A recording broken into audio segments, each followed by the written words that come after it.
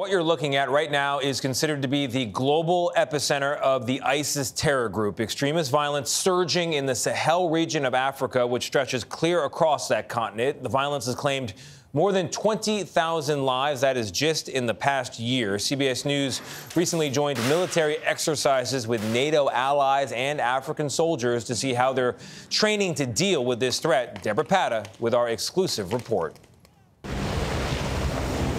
U.S. Special Forces and their NATO allies training alongside African soldiers in counter-terrorism drills.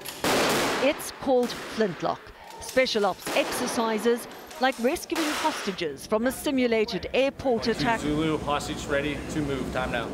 A very real scenario in the Sahel, home to the world's fastest growing terror groups linked to Al-Qaeda and ISIS. AFRICOM Deputy Commander Lieutenant General John Brennan says it's not only about military training.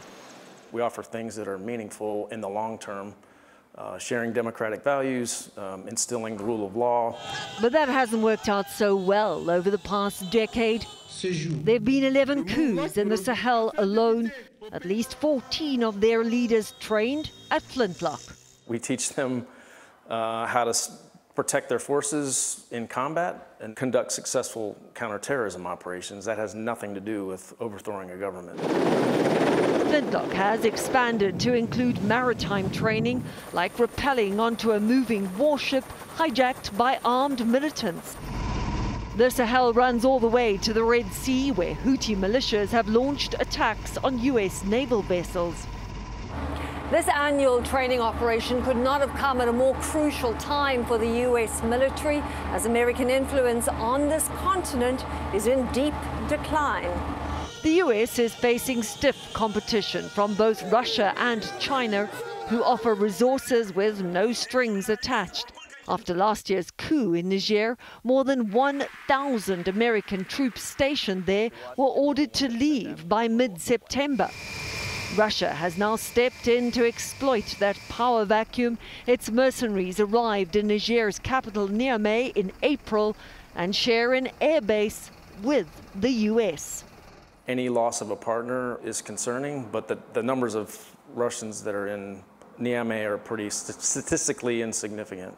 But what Russia provides is military muscle in exchange for mineral wealth, with none of those tricky human rights questions, prompting a strong note of caution from America's ambassador to Ghana, Virginia Palmer.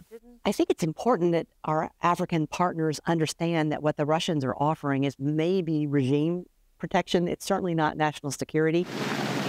The U.S. restricts military aid to armies guilty of human rights abuses. But many leaders here accuse America of double standards, withholding aid from some African nations, while Israel is given billions of dollars despite global condemnation of its war in Gaza. Is there a double standard, and how do you counter that argument? I don't think there's a double standard, but I can tell you our values and the people that we do partner with, even after coups, we are still able to influence them. The Flintlock exercises are part of America's long-term strategy on a crowded battlefield of malign actors, in the hope it bolsters African partnerships to defeat the growing terror threat.